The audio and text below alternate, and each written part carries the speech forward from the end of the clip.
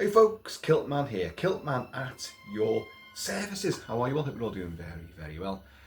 Now, it's a Sunday afternoon right now as I speak. And Sunday afternoons are built for hammer time. Of course they are. So another hammer review. And I've got a hammer. I don't know if you can see this here. There's a hammer erected there. And if you saw the last hammer video I did on Dracula Prince of Darkness, you'll know that the cat, the Kilt Mansion Moggy, caused havoc at the tail end, no pun intended, the tail end of that video, wreaking complete chaos with all the props behind me. And then, with her further indignation at my video, her critique, she farted loud on camera as well. Now, I've got a lot of things behind me here, including that hammer, and the cat is active. So, fingers crossed. I mean, for you guys, it's fingers crossed that she causes more bedlam. For me, it's like, please stay out of the room. Anyway, we're now going to look at one of the most maligned or sidelined, ignored and overlooked of Hammer's oeuvre, Scars of Dracula from 1970, directed by Roy Ward Baker. And the bloodiest of the Hammer Dracula movies with Christopher Lee, by far. And you know what? It has such a bad rep, even from me. And like over the years, I've discussed Hammer movies many times, and I've always kind of dismissed Scars because it's just, well, it's not very good. Or is it? Well, no, it's not. But it's very entertaining at the same time, and it's rather cruelly overlooked, I think, and neglected. So we're going to give it its day in court right now. Scars of Dracula from 1970. This would be the one which came after Taste the Blood of Dracula, I think. Although it has no continuity with any of the previous Dracula movies. None at all. Well, apart from one element, which we'll come on to. And the reason why that is, according to Christopher Lee, who, let's be honest, is not the greatest of retrospective historians when it comes to his own movies. He bigs up everything and he lies about a lot of things, or at least he did do. And if he was still here today, he'd still be lying now.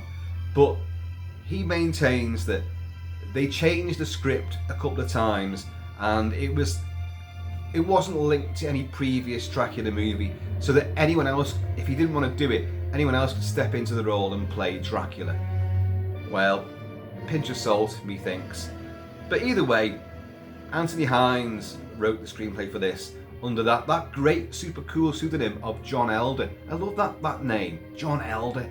It sounds like the Eldritch Woods and all this, like, of H.P. Lovecraft, John Elder. But anyway, he wrote it, a seasoned veteran of course for Hammer, and Roy Ward Baker directed it. And this film, which I think Christopher Lee, if you listen to his commentary for it, is quite dismissive of it as well, and doesn't really remember too much about it. And yet, one of the things he banged on about so often was that, you couldn't say these lines of dialogue, they're terrible, it's not what Stoker wrote, and all this. He's so, a gatekeeper for Bram Stoker. But these films were such a big departure from Bram Stoker anyway. Finally, they gave him something to say. They gave him dialogue, which he does say in this movie, and they made him do things which Stoker made Dracula do, namely climb up the wall of the castle. Yes, like a spider, up the wall, which of course is what Jonathan Harker sees in Bram Stoker's Dracula. And I think this may be the first time it was ever filmed in a film of Dracula, or it's been depicted many times since. I think Roy Ward Baker had to fight to get that scene in it, because they were just like, oh, what? That's gonna look so stupid. It's gonna cost money to get a set built that we can do this on. But that set that they built is very elaborately used many times throughout this movie. Anyway, Scars of Dracula stars Dennis Waterman, a young, fresh-faced Dennis Waterman, yes, from the Sweeney and Minder and all that sort of stuff. And remarkably, having just watched it in the last 24 hours and really enjoyed it as well, I was struck by how much he looked like Keanu Reeves. You're all going, what? Keanu Reeves has got dark hair, he's got sandy sort of blondish hair and a freckled face. Yeah, fair eyebrows and all that. but there's many shots, and I thought his expressions are exactly the same as the young Keanu Reeves. Keanu Reeves, of course, played Jonathan Harker in Bram Stoker's Dracula for Francis Ford Coppola. It's a fucking mouthful, that I can tell you. And but there's a lot of similarities there. Jenny Hanley is in it as well. Jenny Hanley, to many of us in the UK, grew up with her because she was a presenter on the kids' TV show Magpie. But she was in this first, and oh boy, wow, is she amazingly gorgeous. Let me just have a quick swig to wet my whistle. Oh look, it's Horst Janssen. It's Captain Kronos himself. Cheers, y'all. The story of this, well, let's be honest, there isn't much of a story. This is one of the longer films. It's 95 minutes, and it's massively over-directed by Roy Ward Baker, who I do like him as a director, but he overly directs this. And what do I mean by that? Scenes that really don't mean anything. There are elaborate camera setups, there's moving tracking shots, there's lots of extras involved in it, and the scenes go on for longer than necessary. Plus, this is a film which is repetitive. We have toings and froings from The Village to Castle Dracula, through the same bits of Scratchwoods and the real place Scratchwoods. This was filmed studios, Elstree Studios and Scratchwoods for the exteriors. And we have numerous characters making that journey, not only to Castle Dracula, but back from it and then back again. And we have one character goes to Castle Dracula, has a whole ordeal there, including climbing down that same, elaborate castle wall set, climbing down that. And then we have more characters come into it later on who do the exact same thing. So it's very repetitive. And as I say, there's not a great deal of story there, but to its advantage, and belying most of what Christopher Lee would always say about this series of Dracula movies for Hammer, which are, a lot of diminishing returns, because they get worse and worse as they go on, starting with the best and culminating in calamity basically. And he hated them, but this one gives him more to do. In most of the Dracula movies, he's resurrected, has a night of abandonment, and then he's burned, he's staked, he's met the sunlight, he's gone under the frozen moat. He's vanquished within 24 hours of being resurrected. It's so samey and ridiculous that he don't resurrect me this time, I can't be bothered, just leave me be, leave me as a pile of ashes. But this one, he gets a lot more to do, and he's the most sadistic, some would say unnecessarily so, because he's a vampire. Why be so horribly cruel as well? And he does things which are very uncharacteristic of the Dracula that we know. Anyway, so we're in Middle Europe, the same sort of netherworld era. It's at the turn of the 18th century, 19th century, and we've got the little village of Carlsbad. It's always Carlsbad, isn't it? The castle on the hill, the map painting and all that, and Carlsbad. You'd never go to Carlsbad, would you? It's in the shadow of Castle Dracula, and yet these people still live there,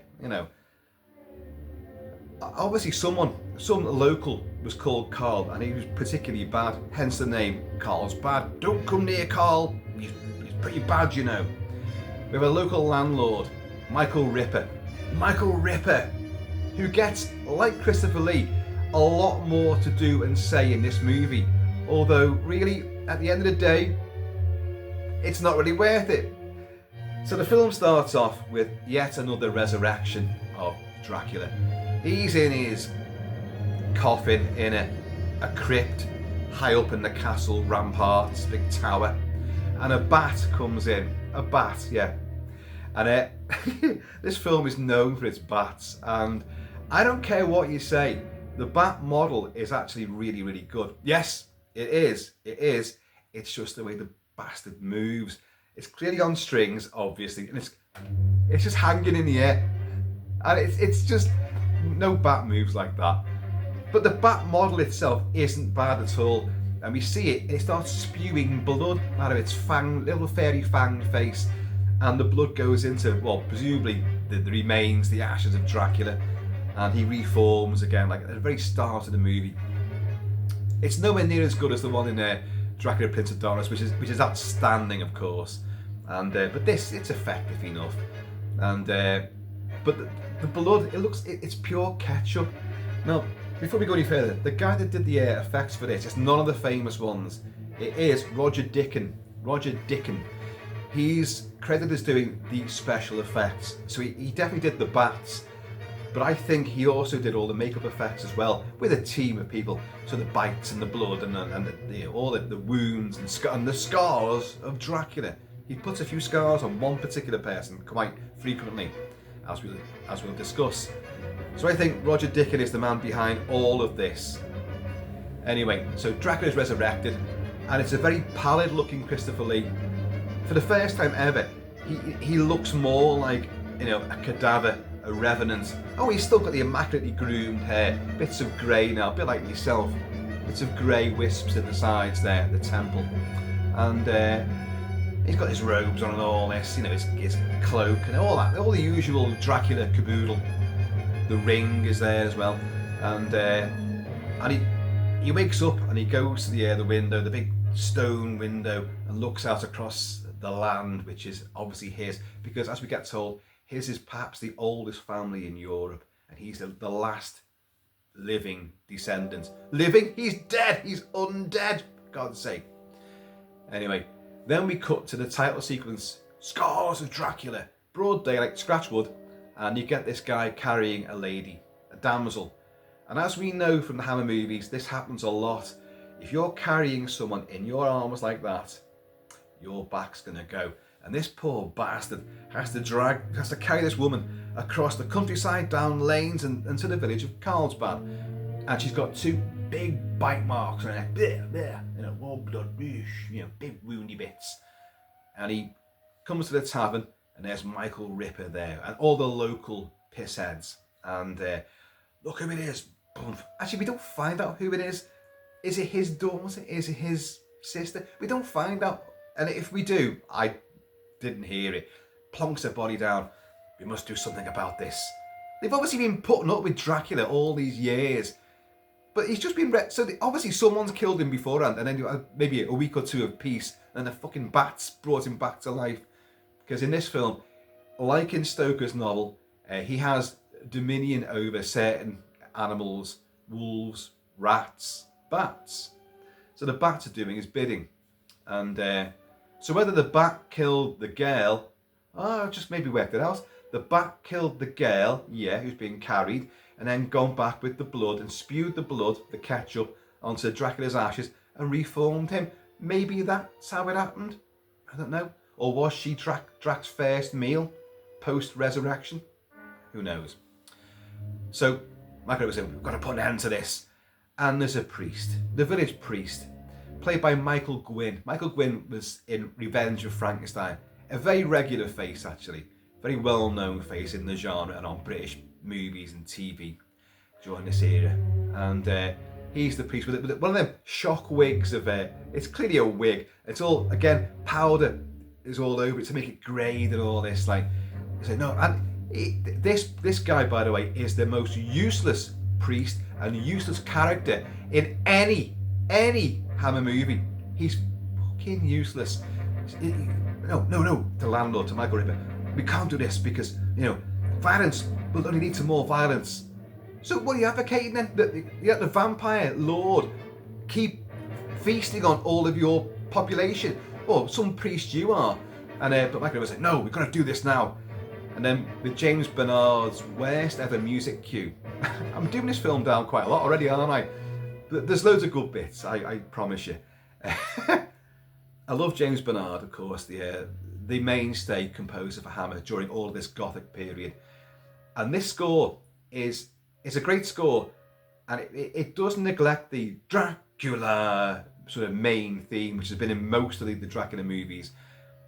But it has a cue which I think we may have just heard it actually. It's for this section coming up. I'm gonna play it now, where the posse, the peasant posse, pitchforks and all. Yeah, you know that. the breed I'm talking about.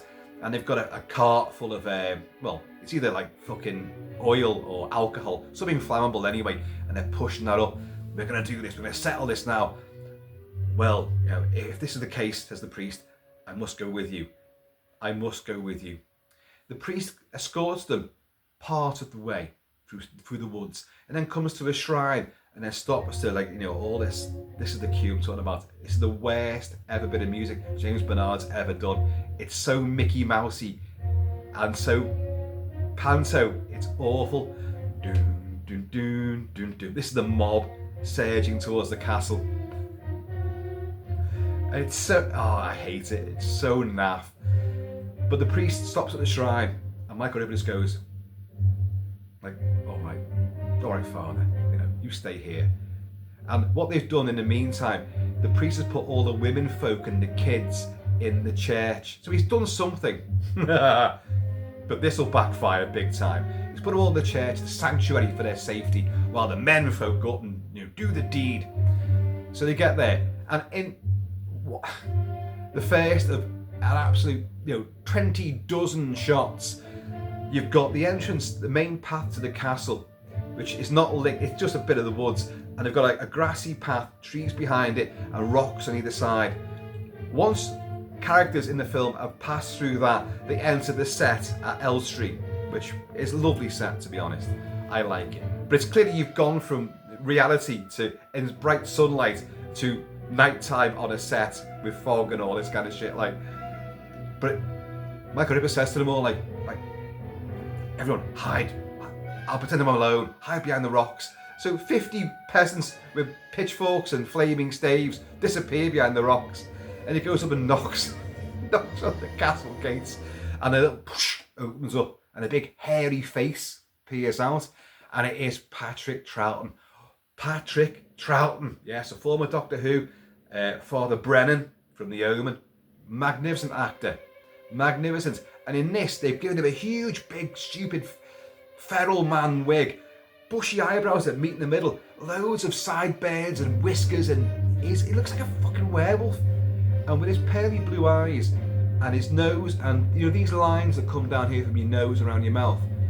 Not only did I think that Dennis Waterman looked like Keanu Reeves, but Patrick Troughton looks like Mel Gibson. Oh, come on, Kilty. What have you been sniffing and snorting? What have you been drinking? No, he does, because he's got the same shaped face, same prominent nose, and as Gibson's got older and craggier, Gibson, his ears have grown a lot bigger as well. He looks like Sid James as well. But besides that, I was struck by those pearly blues of Patrick Troughton, and they are, with a craggy face and the big fucking fairy bits. I thought, God, it's like Mel Gibson's turned to a werewolf, but it's Patrick Troughton playing Dracula's manservant called Clove. Clove with a K. Ring any bells, folks? Yes, Clove. Philip Latham, who played the manservant for Dracupants in Prince of Darkness. So there's a bit of continuity, but Clove got killed in that movie, and now he's got another who looks nothing like him, looks like a feral wild man called Clove, and played by Troughton. It's like, shh, and Troughton's looking around like that, just his eyes looking. It's like Michael Ripper's going like, let me in, I've got something there for your master. I'm quite alone, I assure you. You know, and he's looking around, and they're all hiding behind the rocks. It's pathetic. Anyway, the little door in the gate opens, Michael Ripper gets him, and the mob surge through to this music, and they get him, and they throw him down. Clearly this guy is working for Dracula. He's procuring victims, and you know, if Dracula's evil, this guy's evil too, by proxy, so by association. So there you go. But Michael Ripper says to him, stay there, you won't get hurt. They'll fucking kill him as well.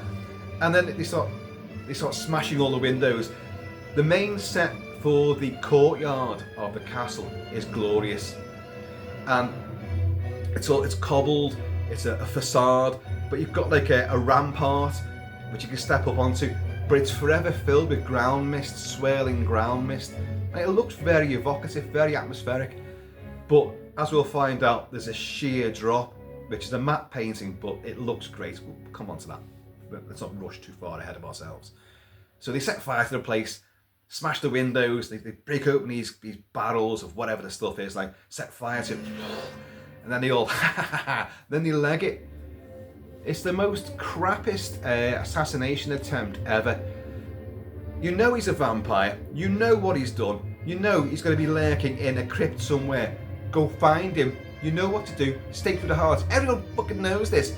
Put a stake through his heart or burn the bastard. You know, just cut his head off, do something. Don't just say, oh, we set fire to the place now.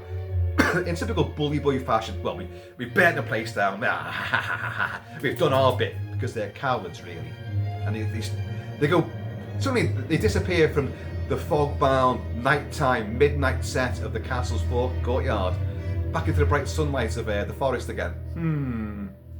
And off they go. That same little path with the rocks either side of it, into the woods, and they meet the priest again and all that. Oh, I should say, Troughton as Clover said, you know, your fires won't reach my master. You know.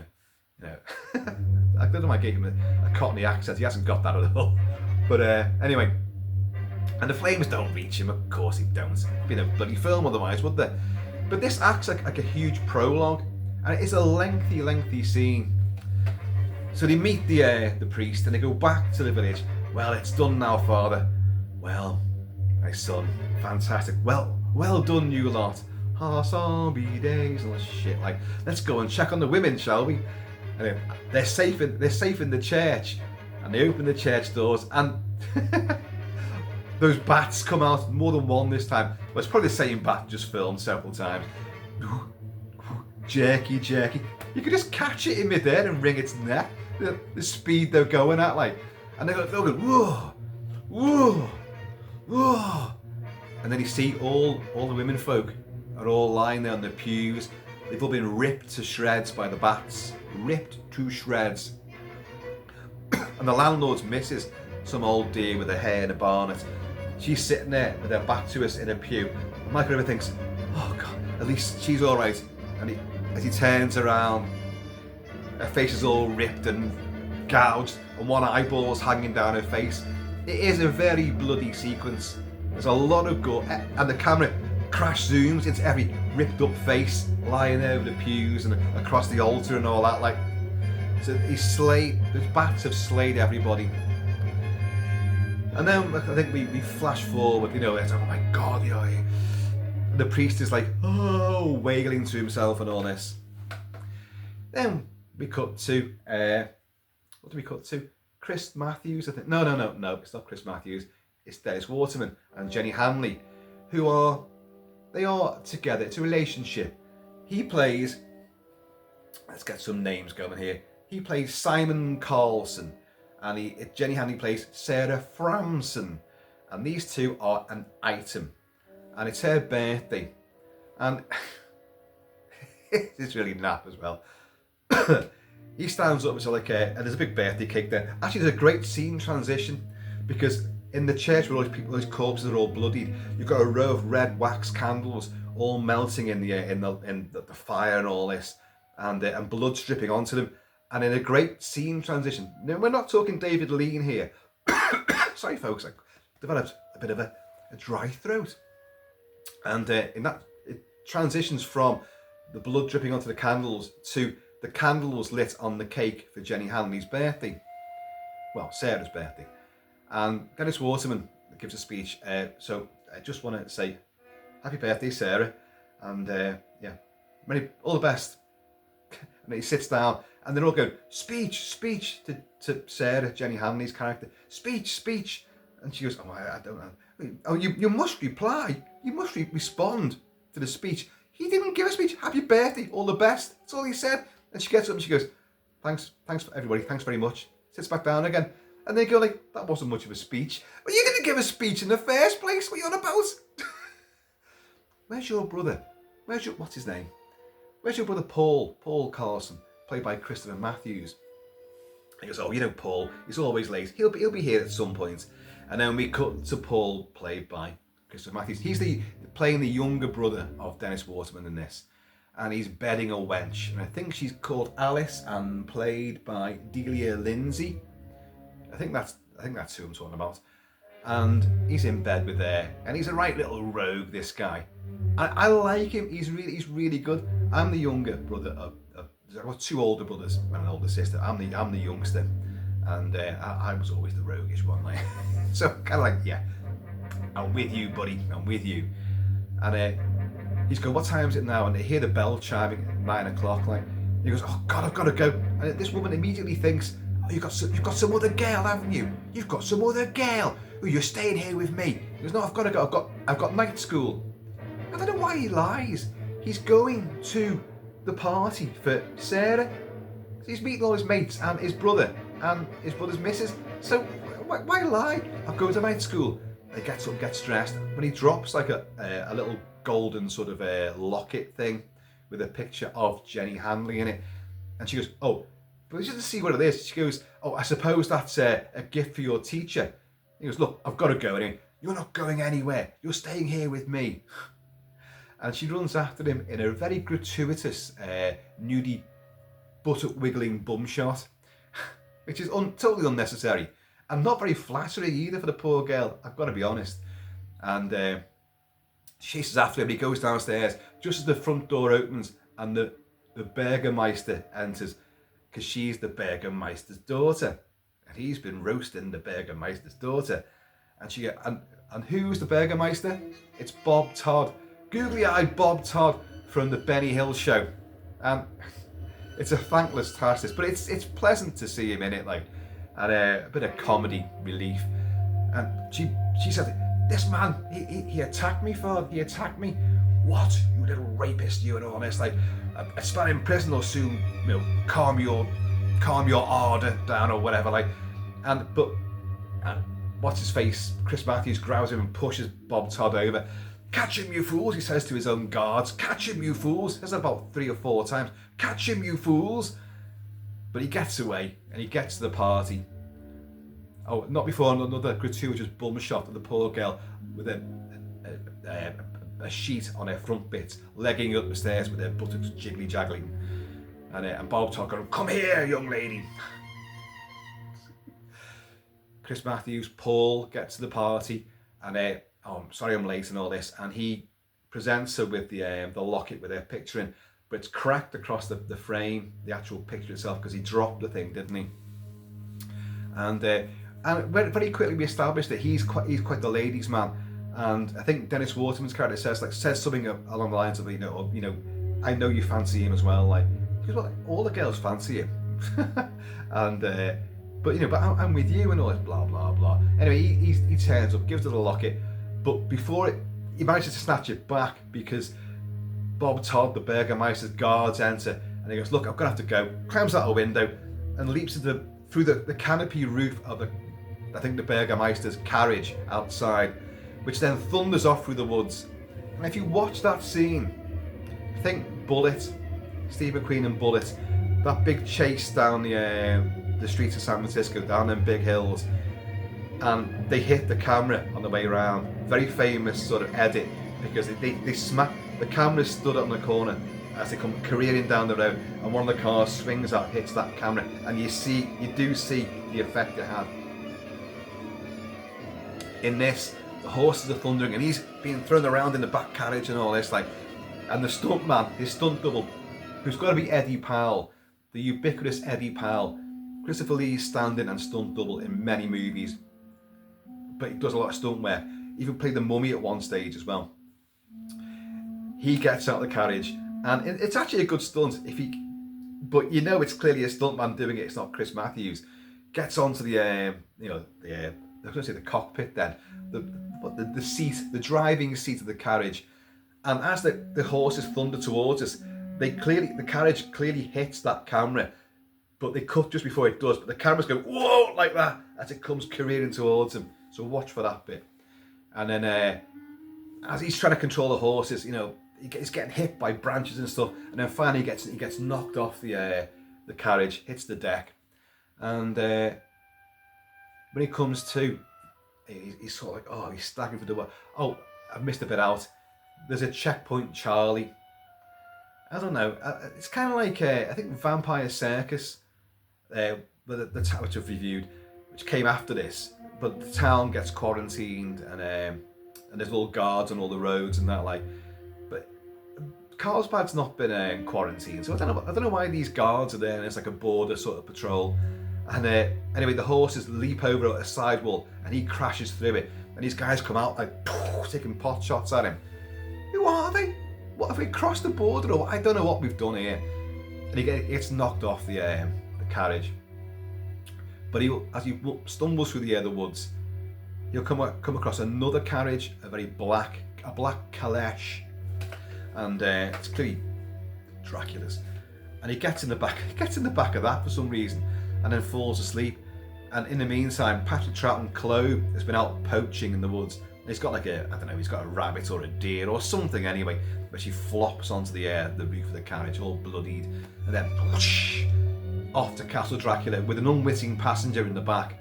And when they get there, he wakes up and he's like, and we're in that lovely forecourt, castle courtyard, and he wanders around. He wakes up, Clove isn't there. He wanders around, and he climbs up some steps. There's a door there, but it's like a rampart and a crumbling wall.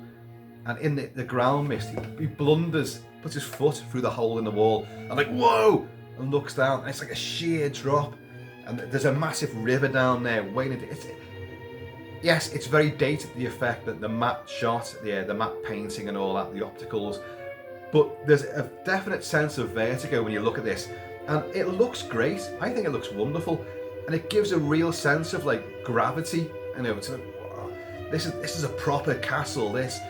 And it is from Dracula again, like the sheer vertiginous drop from the castle ramparts and the big tower. And you see it again in Bram Stoker's Dracula from Francis Ford Coppola. And he manages to pull himself back from that, you think he twists his ankle as well, like we've got a bit of a limp. And then suddenly we see the luscious form of Anushka Hempel. Went on to become a TV star and also one of the richest women in Britain. She married the guy that ran Allied Dunbar, apparently. So anyway, she's there, and she's a blonde girl, but she's got a big sort of black wig on, and she looks really alluring. And her name's Tanya in this. Now, we don't find out who the hell Tanya is, where she came from, exactly what she's doing there, but she's definitely Dracula's concubine. She's like, you haven't got brides, you've got one bride for him. A bride and Clove. I know which one I prefer. But anyway, she's like, oh, have you hurt yourself? I mean, he's like, well, no, I just twisted my ankle. I'll be all right. You best come in. Look, who the fuck are you? What are you doing here? So he goes into the castle.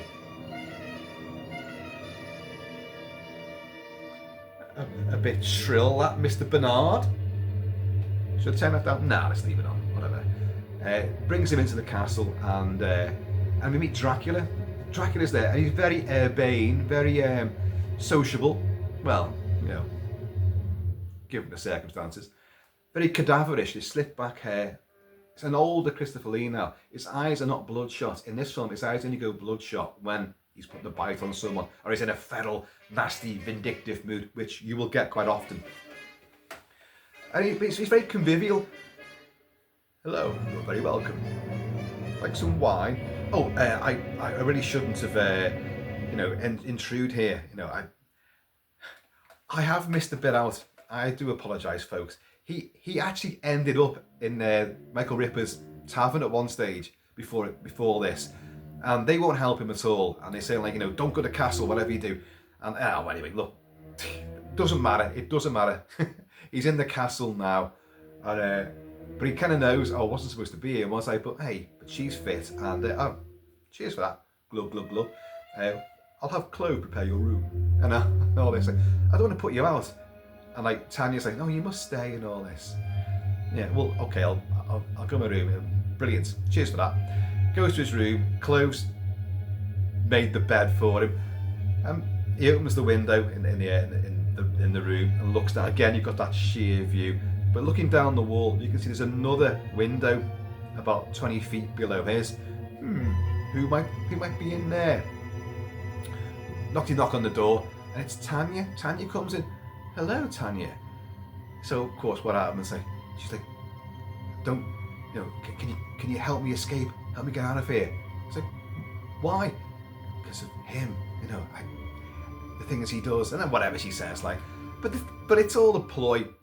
She's just been bitten by Dracula, probably for the umpteenth time, because after he's gone to his room, she goes to Dracula, and he's like, and the hair goes off to one side, and her neck's down like this, and he goes, and his eyes turn all red and bloodshot. But she clearly welcomes that, because she's the devil's concubine. And but now she's bedding and actually having a good old time with Chris Matthews. So they do. But then the drapes around the bed part, and it's Dracula there, like, and but she screams, and in a curious moment, because you don't know why Paul Carlson suspects anything of Dracula at all, but he leaps at him, goes for Dracula's throat, and Dracupans just hurls him to one side, and then pulls out this wicked dagger. A dagger? You've got your fangy things?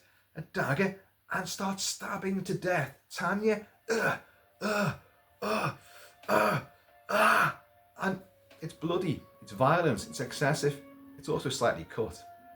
There's a few cuts to this movie, and the biggest cut is coming up right now. So Dracula's just stabbed someone to death. You've never seen him do that before, but he's done it here. He just put the bite on her before. He clearly has her around for a purpose. And now, has she betrayed him somehow by going for this guy? Because yeah. Just before he made his grand entrance there, she's looking at him with love in her eyes, and then she sees the pulsing, the veins in his throat. I'm putting to the wrong side, that side, the jugular. And she goes, and the fangs pronounce themselves, and that's when Dracula cuts in. So she's going to do something which, you know, you are forbidden from doing this. Only I do this. You don't do it at all. Whatever the rules are. Never find them out. But he's killed her. And then I think Chris Matthews sort of like, he's kind of half knocked out. But in a scene which is removed entirely from this movie, and any version, although images of it do exist as lobby cards and stills from the movie, Dracula then drinks from the wounds in her chest and her stomach, where he's just ripped her up good style, and the knife is still sticking in her, and he descends and drinks the blood from that. What happens then? Well, I'm not going to... You see, I've started off by going through this scene by scene, which is something I didn't mean to do for this movie, because I don't think it really warrants it, because you've got so much repetition of what will happen in the next half. It's happened already, so I'll gloss over a lot of that, to be honest. But Clove comes in, and Clove's been ordered to dismember the body of Tanya, which does happen. And this is another bit that was cut down. You see him with a cleaver and a machete chopping. Well, you hear it, and apparently they cut down some of the imagery, but he also cut down the sound on it as well, so you didn't hear some of the chomping, and he's sawing through bones as well, like, and it's a little acid bath or whatever, he's chucking bits into acid or whatever he's doing. But in the meantime, Chris Matthews has found out about, so Dracula, it's a bastard, I've just seen him do this. Well, where is he? Well, you're locked in here, you can't get out. So he makes a rope out of all the bed sheets, and ties it around something, and then climbs out the window and goes down to the window below. But of course, Clove pulls up all the air. But once he's gone in that other window, pulls them all up and goes, shuts the window and all that. But Chris Matthews then finds Dracula in his coffin in this room, but it's a locked room. He can't get out of that room, and it's a horrible scenario, because he can't climb back up again. And he can't go down because it's a sheer drop to just imminent death. And he's locked in with fucking Dracula vampire thing. Anyway, it ends. That chapter is over. What happens to Chris Matthews? Dracula's there, and he's there, and Clove's laughing somewhere else, and Tanya's in bits all over the place. Cheers, y'all. So we then cut to Jenny Hanley and Dennis Waterman in the back of another carriage going through the fucking scratch woods again, and he'll be all right, because they're all concerned. I mean, he's always getting into trouble, but he always gets away with it. He always comes up again, so don't worry about him. But they end up going to this Not sure how this happens, but anyway, it doesn't matter. They go to the Michael Ripper's pub, and they go in there, and they're tired and all this, like, and I definitely did miss a bit out. We'll go back. Chris Matthews did end up going to this pub, but it's night time, and he knocks on the door because he's found himself there, like in this carriage has pulled up there, and the carriage takes off before he finds the other carriage and the fucking Dracula one. Anyway, and there's a new barmaid there called Julie, I think her name is, played by Wendy Hamilton. She's very nice as well. And she opens the window above, like, this is the Chris Matthews. And she was like, what do you want? I want a room, some food. Well, we're closed. Away with you. Well, is there anywhere else around here? There's nowhere around here. It's just a castle. Well, do they do bed and breakfast? You don't want to go to castle. Why'd you fucking mention the castle then if you're not? We're not going to advertise it then. Anyway, she unbuttons, of course, because he's the pretty boy. So she comes down, opens the door, lets him in, and they're about to like have a bit of a smooch. You just met her when Michael Ripper turns up and fucking throws him out. That's how he ends up going to the castle. Anyway, so now his brother and Jenny Hanley have arrived there. And they're asking about the brother. Has he been here? No one's ever been here. No. And they go, get out, sling your duck. Michael Ripper's such a twat in this. He doesn't help anyone, but the priest is there. And I think the priest walks out with him and says, like, oh, look, maybe I can help you. Yes, I think he was here. And maybe he's gone to the castle. Whatever. Look, anyway, Jenny Hanley and Dennis Waterman are going to the castle. They're going to go there. They're going to meet Clove, and they're going to meet Dracula. And Dracula's going to be very urbane and suave and, affable to a degree with them. Have some wine. And the wine looks bloody awful. It does. And you can see Dennis Waterman's going like, the hell is this shit? Like, it looks like thick blood. It does look like that. It's like, whoa. Oh, but anyway. And Dracula's like, well, we don't want to put you out. The young lady doesn't seem well. And he says she's in shock for whatever reason. Of course, they've gone through this sort of the lovely, grassy, rocky, brightly lit, sunshiny path, which you see in only one direction. The camera never pivots around that way, because once they pass out of the frame, they've entered Castle Dracula, and it's all nightmare, it's dark, it's dingy, it's cobwebs and bats and fucking all sorts. A bat has attacked her.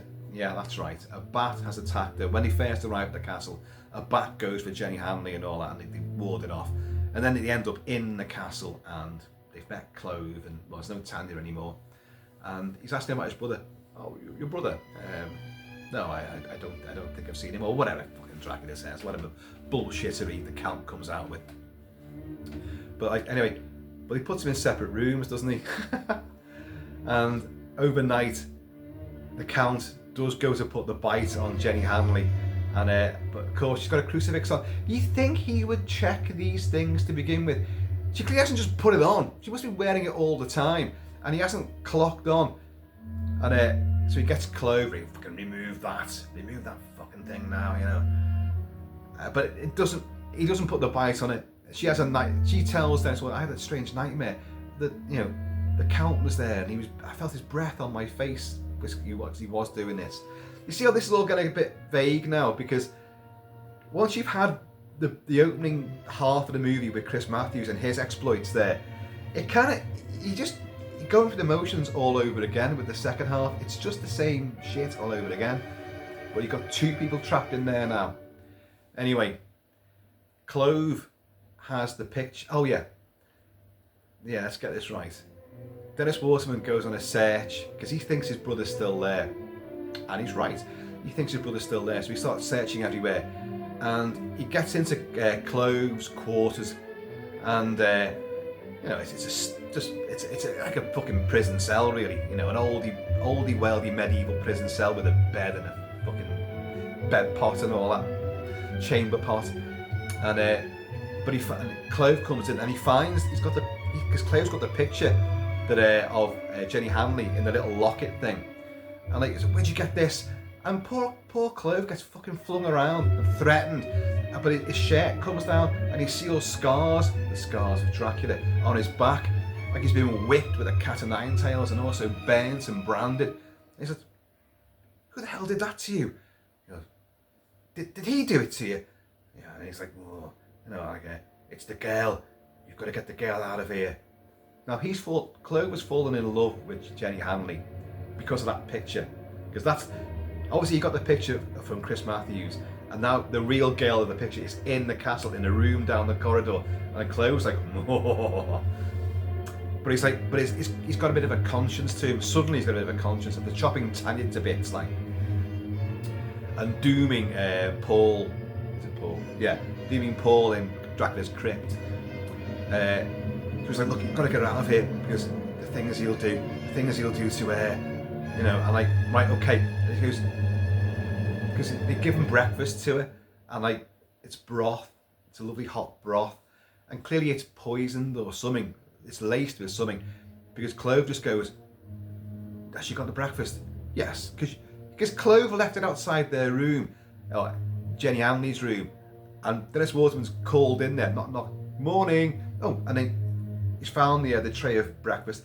There you go. Oh, it's hot broth. You eat up now. And then he's gone searching for his brother. So Clove, suddenly now, having delivered that, knowing what was going to be in it, well, has she eaten it yet? Well, I don't think so. How do you know you've been missing for the last 25 minutes searching the fucking castle? I was like, well, it's not too late then. So he burst in, and I think what he does, he throws the locket with the picture of Jenny Hanley. She's about to like go take a big slurp of this broth, and he fucking hurls this thing, and it goes everywhere. And he goes, don't eat that.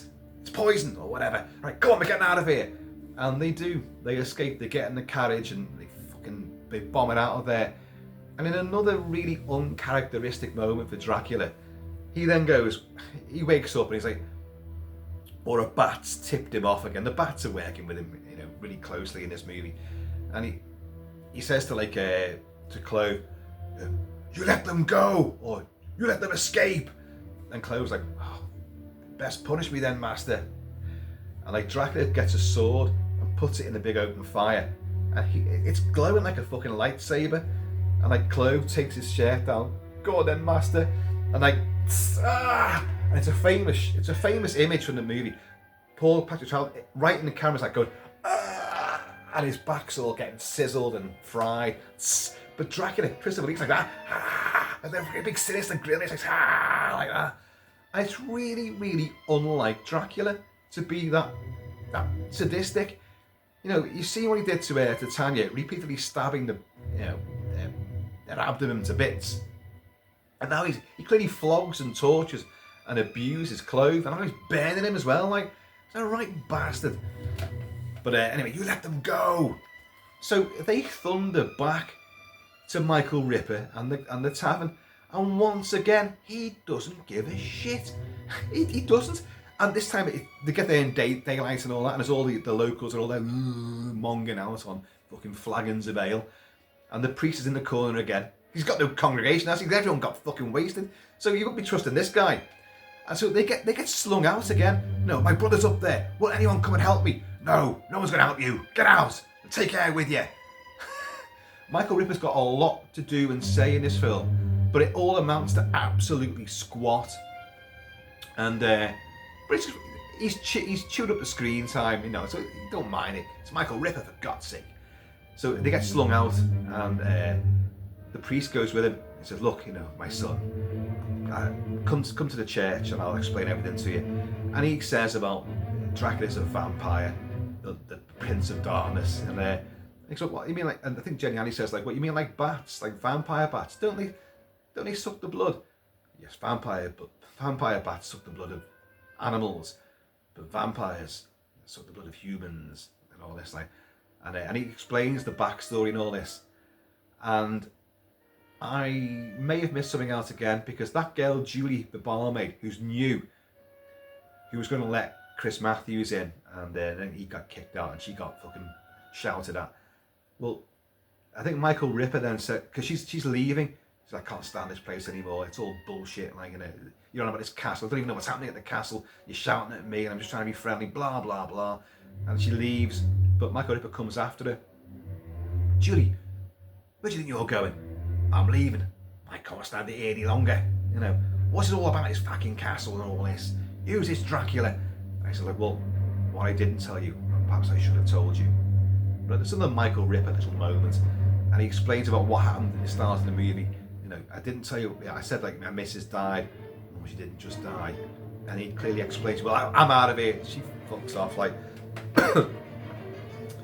But she gets picked up by Clove in the Dracula's caleche, taken to Castle Dracula in the forecourt, and it doesn't matter because this just goes nowhere.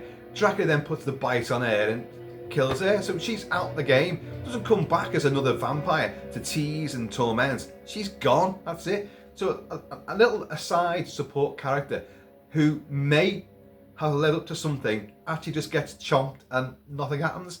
And it's not even that spectacular. So you know that's why I always forgot about it.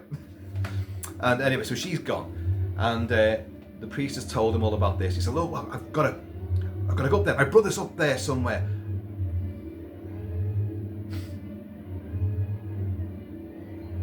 Yeah. I've not missed this bit out. I'm coming to it. See what I mean? This is a film where a lot of things happen, but none of it is really that spectacular. And it kind of just folds in on itself because it's so repetitive. So anyway, so I've got to go up there. I've got to find my brother. I've got to kill Dracula. He goes, no, my son, you know, don't do it at night time. Go in the daytime and all this. Get some sleep first. Get some rest. You'll be safe here. So anyway, and here we go again. Deja vu, methinks. The next morning, right, my son, maybe I should go with you, says the priest, Michael Gwynn, who did fuck all the first time round. And who's he leave in the castle, in the church? All the women folk. What does he go and do? He then goes with Dennis Waterman through Scratch Woods again, but leaves Jenny Hanley behind in the church where they know the bats can get in there. So he does it all over again. And what happens? They get as far as that shrine, which he stopped at the first time round. And once again, instead of Michael Ripper, now Dennis Waterman goes, all right, Father, you've done enough. You know, just do one thing for me. Go back and look after Sarah. I will, my son, I will. I'm sorry I failed you. You haven't failed, Father. Yes, you have. You've completely failed. And it's the second time you've failed again. You reach that shrine and it's like, just fucking chop the shrine down or turn his head the other way. Put a blindfold on him. You're coming to the fucking castle. You're a man of God. You know, do your fucking duty. He's utterly useless. So then Dennis Wilson then starts running through the woods. So he goes to the castle. And our boy, the priest, goes back. We're told consistently it's a long walk, it's a long journey, it's miles and miles and miles. But they're doing it left, right, and left, right, and left, right, back to the castle, back to the pub, back to the castle again. Like it's just down the road. Anyway, he gets to the priest gets to the church, and like a fucking bat attacks him, doesn't it? And he's scraping. I think that the prop bat looks pretty good. If I had it right now, if I had that bat, you'd be quite impressed with it. It's just when they articulate it, it's like it's just hanging in the air. And it goes for Jenny Hanley, and the priest gets in there and he fucking picks up something, I don't know, a chalice, and fucking hurls it at it. And then the bat goes for him, and it rips his face to shreds. Now, this scene was cut down again as well. Now, I keep saying, oh, it's got this cut, that cut. Only one scene was removed. That's Tanya, the drinking blood from Tanya's wounds. That scene's gone.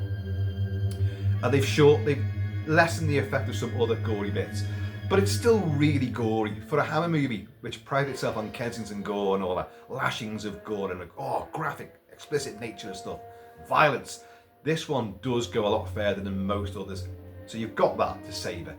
So it rips his face to fucking buggery, but Michael Gwynn is a good actor, but you wouldn't know it from this movie. He's piss poor. His little shrieks and wails, just grab the bloody thing and break its back. You know, God Almighty, literally God Almighty. You're a man of faith, man of the cloth. Fight the good fight. And it's ripping his face. And I'm not sure how he actually dies. It rips his face to bits and all that. And he just goes, it hits the deck. Blood everywhere. But no, he's gone. And the back's like.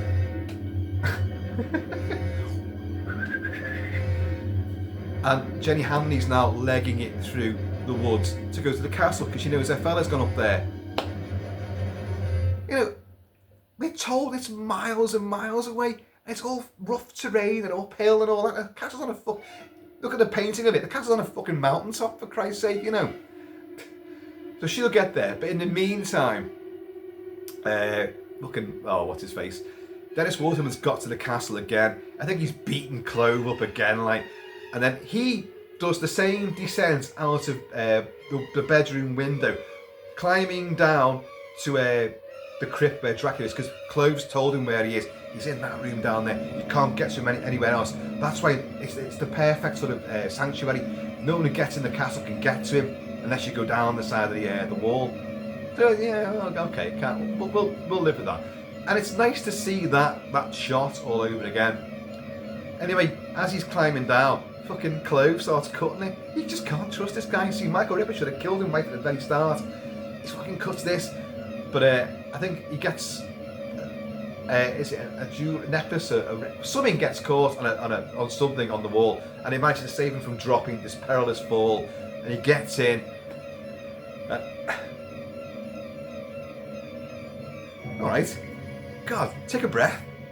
And Dracula's there, and Dracula gets up, and Dracula climbs up the wall and to make his escape.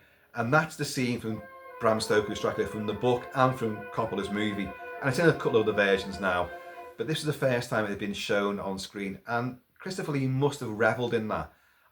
I've got dialogue which isn't just stupid. Well, it is. It's because tonally it doesn't work. He's very convivial and nice. Even though he's going to be an absolute twat in the next 5 minutes. Why put the charade on of being nice to guests? You're in my castle now. I'm actually awake and I'm conscious and I'm on the prowl. It's night time, so my fangs are ready. Just kill your victims right then and there. Why does he go for his pretense to drag the fucking movie out?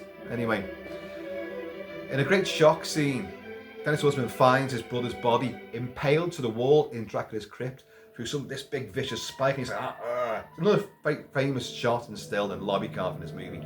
Chris Matthews is hanging there. His chest is all bloodied and shirt's open, all blood everywhere, and his spikes coming through.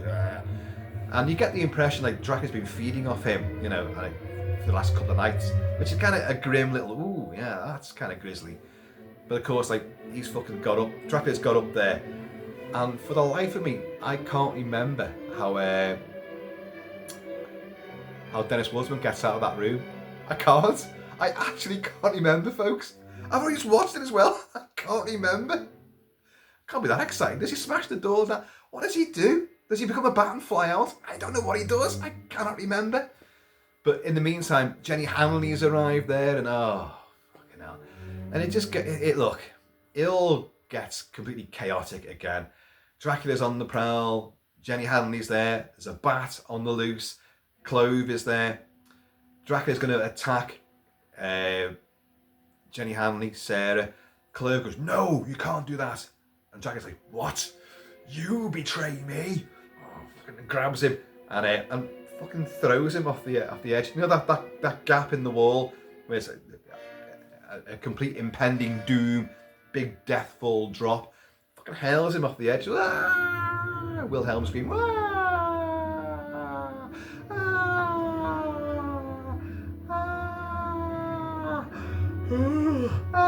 Poof. He's gone. And then he's about to put the bat attacks her. Dracula attacks her, and she's like, and as you do. And then suddenly Dennis Waterman suddenly appears again, like, I can't remember how he escaped. I cannot remember. But I remember legging it through the castle, and he comes out the door, and they're on these battlements again. And there's like I don't know what it is. There's a piece of metal sculpture with a big iron spike through it. Takes that off and goes. Now, in a dodgy sequence this, because Dracula stood in front of Jenny Hanley and he's pushed her behind him like that, and they're on the battlements, and Dennis Waterman hefts this fucking thing and goes, "Fuck off." His girlfriend is right behind it. You know, if he's off by his aiming, it's going to get her, or it's going to go through Dracula and get her as well. But it goes right into Dracula. But Dracula doesn't give a shit. He just goes, pulls it out of her. And it's like, I am the Lord of the Dead. And the Lord of the Dead am I, said he. And all this bollocks, like whatever. And, I thought to say, a storm has kicked up. Oh, one of them, ferocious hammer storms, just in the nick of time. Thunder, lightning being very important. Dracula's there with this fucking thing, lightning hits this lightning rod. Oh shit, not again. And Dracula's frazzled, and in an extended sequence which is pure ludicrous, you just see his cape's on fire. Clearly the long shot is Eddie Powell in all asbestos suit and all over. Great, Dracula's face becomes a huge big thing, it's all asbestos. And it's ablaze, and you hear the same scream, which is really, really crap, from Dracula. Dracula has a really bad death scream. In Prince of Darkness, when he's sliding down the ice, and it's Eddie Powell who goes under the ice. The ice is plastic with fucking salt all over it. But his death scream is it's so gaily. It's like, oh, come on. You're the Lord of the Undead, the Prince of Darkness, come on. Just give it something, give it some welly of rage, not like, a big girly hissy fit. And you get this horribly looped scream. You keep seeing close-ups with flames in the foreground of Dracula's melty face, all burnt scars of Dracula, literally. It's all gone, pizza-faced. So you're getting all this, and you get this same scream. And as he starts spinning round, and of course, where's he going? He's going to that hole in the wall, isn't he? Yeah, the hole in the wall. Not to get cash out of, but and down he goes. And in a shockingly bad, you've got a model perhaps, and you've got a dummy falling down in slow motion on fire. And it takes about 10 minutes to fucking fall down this wall. And there's Dracula gone. Jenny Hanley, Dennis Waterman, arm in arm on the battlements. God, is that it? Is that the end there? It is! That's Dracula. I'm falling off the edge. That's this. Wow, I timed that perfectly. Oh, God. Folks, I started this video by saying I'm going to try to give it a stay in course, and I'm going to say it's really entertaining, and it's nowhere near as bad as people make out. But quite clearly, from this real helter-skelter breakneck review, it is as bad, isn't it? It's... no, I enjoyed it, but I did think, this is just, it's going nowhere. I said about Roy Ward Baker directing it and over-directing it. And I think you've probably got what I meant by that. Every scene is embellished and goes on for longer than it should do. The gratuitous nudie bum shot and the Bob Todd comedy and the repeating of the line, get after him, you fools! Get after him, you fools! It just... And then we keep on going back to the landlord, Michael Ripper, and getting kicked out again. There's a bit with two cops coming looking for Paul. Because don't forget, Paul is now accused of being a rapist, and all this. So they're chasing him all over the countryside. But these two cops come in, these two gendarmes or whatever you call them in this neck of the woods. And Michael Ripper's just not giving anything away. What, man, came here? No man's come here. That's bullshit. You want to try the castle. And the scene goes nowhere. It's just unnecessary. It just gives these two coppers a bit of a chance for a bit of supposedly witty repartee. It doesn't really work. And the endless toing and froing from Carlsbad to the castle, back to Carlsbad, back to the castle, back. And not just with one character, but several characters doing it over and over again. And the priest making the same fucking stupid mistake twice. And stopping at the shrine twice and bottling it. if beggars belief, the film was released on a double bill with a Horror of Frankenstein. Oh my God.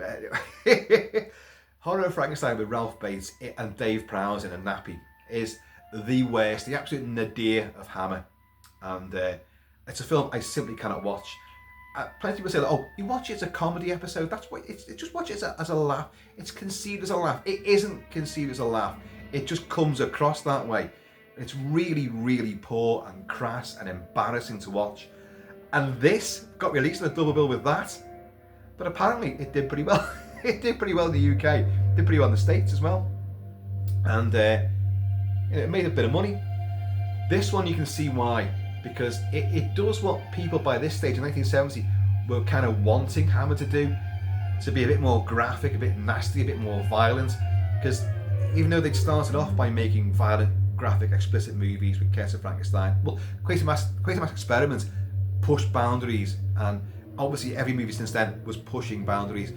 But people were getting used to it then, and it was becoming quite stale and a bit sort of all panto and gee heck, this is a golly gosh sort of tale, isn't it? And you weren't offended by the gore anymore. Whereas films outside of Hammer were taking Hammer's ethic and going like, okay, well, we're going to show a lot more. So Night of the Living Dead, for example, super big budget shockers like Rosemary's Baby were pushing things and like delivering shocks aplenty. And so this had to try to compete. And so it ladled on the gore and the violence and the brutality. You know, saving graces are Patrick Troughton's great. He's wonderful. Michael Ripper's always worth it, but I can't help but think even Michael himself would have gone like, oh, why am I doing this? My character hasn't evolved at all. Michael Gwynn as the priest must have been going like, hang on, I've done it. I did all this at the start of the movie, and I'm doing it, and it didn't work then, and I'm doing the exact same thing now. Maybe that's the point. Dracula films were becoming repetitive, so Roy Ward Baker's going like, look, I know that this won't be the last Dracula film, so I'm just going to I'm going to let audiences know, look, we're just doing the same thing over and over again. Maybe that's what it was. Roy Ward Baker actually said in interviews, a couple of times that I've heard, in a commentary track as well, that this was the only Hammer horror he made. He said, I made many Hammer films, but this is the only horror film I made for them. What? He did The Vampire Lovers. He did The Anniversary with Bette Davis, which isn't strictly a horror film at all, but so he's right about that. But Legend of the Seven Golden Vampires, which is very clearly a horror film. Oh yeah, well no, it's martial arts, it's kung fu. No, it's a bloody good horror film. I've reviewed that as well. And he's done something else. Might not be for Hammer. Let's have a look now. Dr. Jekyll and Sister Hyde, very definitely a horror film, and have reviewed that on the channel. And I love that movie. And it is dark, sinister, it's macabre. And again, that pushes boundaries because it's the whole Dr. Jekyll becomes a woman. And it's clever, it's titillating. It's also, you know, a lot of prescient sort of foresight, the whole transgender debate. Well, Hammer did it already, you know. So he made some great horror movies, and also for Amicus he did Asylum as well. So he's done horror films, but he classes this one as the only Hammer horror that he made. Oh, I don't know. Maybe it just means it's a horrible film. Like production values, they're not on a par with what we've seen before with Bernard Robinson and all that. It's not Bernard Robinson doing it. But I like that castle set. I do like it. Oh, here's that god-awful bit of music again. The villagers are all heading towards the castle. And then it'll stop for a second, and then it'll resume and cut to more angry faces. And it's like the goodies trying to be macho. It's awful. But the castle set's lovely. And in a way, I kind of like the way it does go from like bright, dappling sunshine in the woods, and then the very next shot, they've just literally just gone through the castle gates, and it's become midnight blues, and ground mist swelling everywhere. You've entered a different world, and I can take that on that sort of value, if that's what was intended. I don't think you couldn't describe it any other way really, but it's basically you've gone from an exterior shot, and we can't afford to do the fucking day for night. We can't afford to do nighttime shooting, so it's just take it from us. It's meant to be nighttime. But the castle itself, I like it. The interiors of the castle, again, all Elstree, look great and opulent. And again, over directing. The camera work is done by Murray Grant, who did Quatermass in the Pit. It's not on a par with like Arthur Grant or Jack Asher. It's not on a par with them. But again, over directing, you've got lots of scenes of, say, Dennis Wharton walking through the castle or Chris Matthews, and there'll be, you know, stone pillars or polystyrene pillars, and the camera will just track alongside him as he's walking the other side of the pillars, and the camera will track with him, extending a scene, basically just showing off the set. Well, I don't mind that so much. It's padding, but I don't mind it because it lends. The scene looks good. The sets look good enough. It's adding a bit of atmosphere. I do apologise for the coughing. Should have had a bevy first, shouldn't I? Instead of drinking this bloody cold tea. Cheers, you all. God.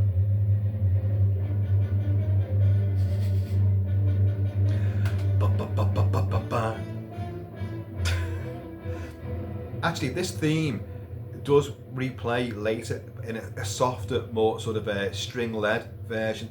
So I like what James Bernard did with that later on, but the way coupled with the visuals in this sequence, that music really is, oh, it sticks out like a sore thumb, and it's so not like James Bernard. You know what that is? That's the bat. A piccolo. Fucking thing floating about. Oh god. It's faster now. Do.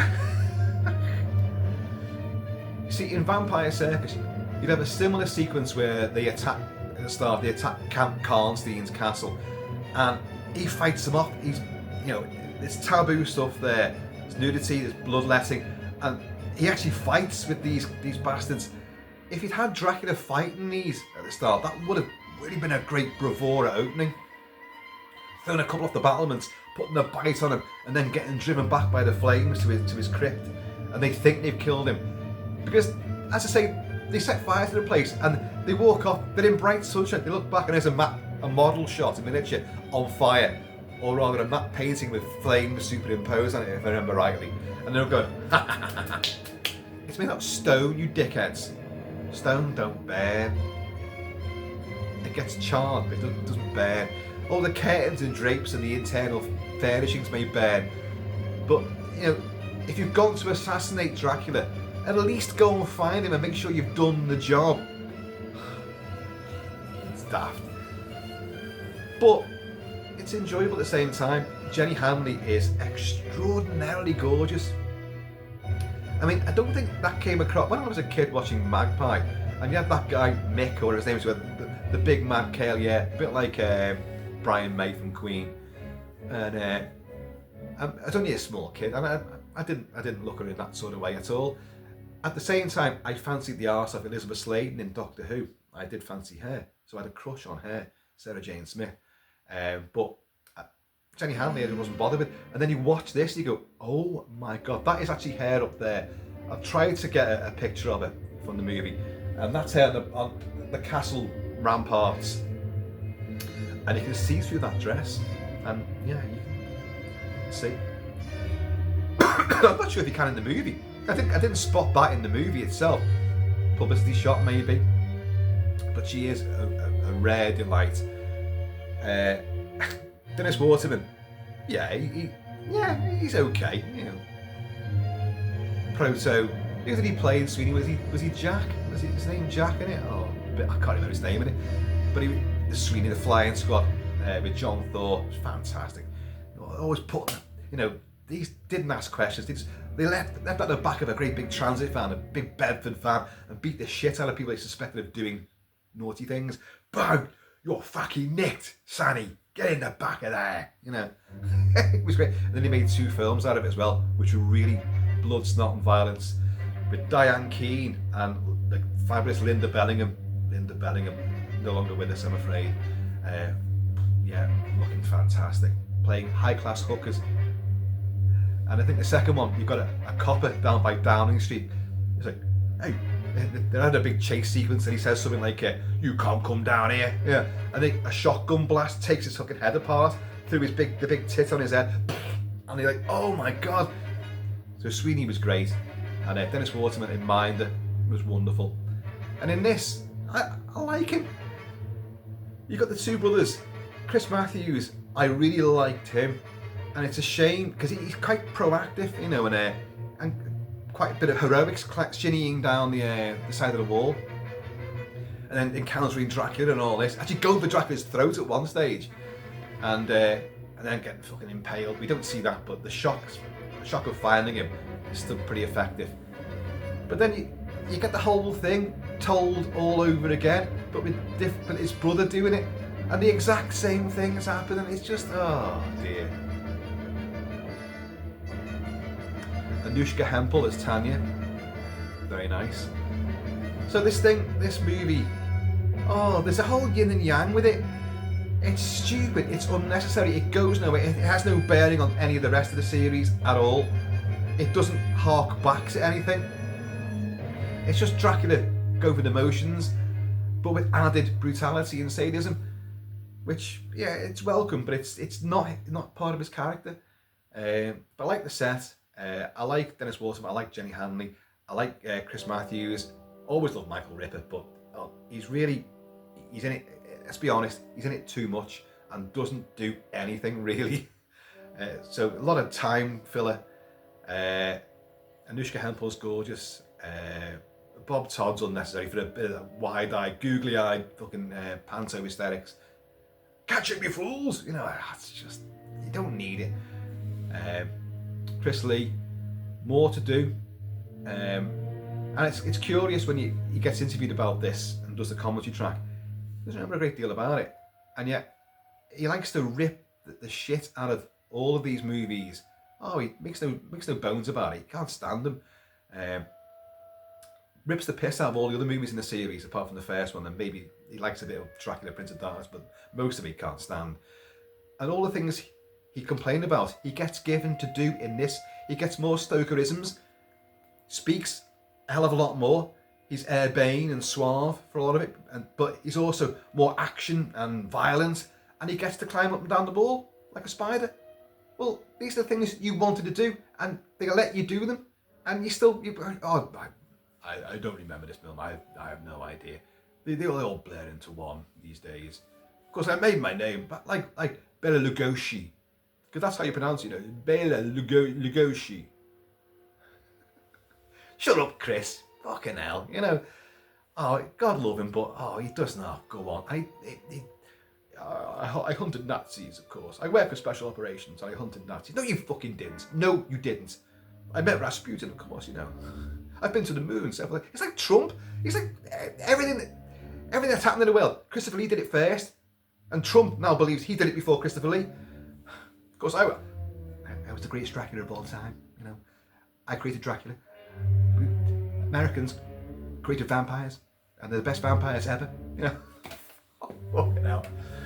Right, I'm gonna sign off from this. I need a drink, and not cold tea.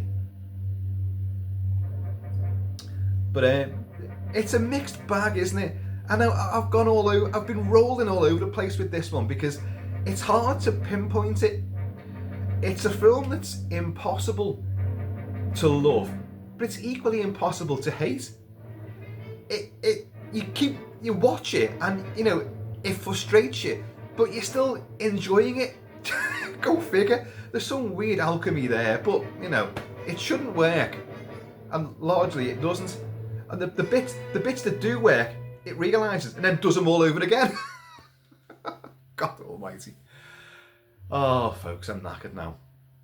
Anyway, I've been on with Shabby Kilt-Man, so please, in the meantime, will Dracula ever end? No, he won't. In between time, please keep it kilted, keep it Celtic. I'm going to see you all in a crypt near you. Later. And the cat didn't disturb us. She's She's around somewhere, isn't she? I can sense it. There's a feline presence. I can hear something behind me though. Is it raining? Or is there a gas leak somewhere? I can hear something hissing behind me.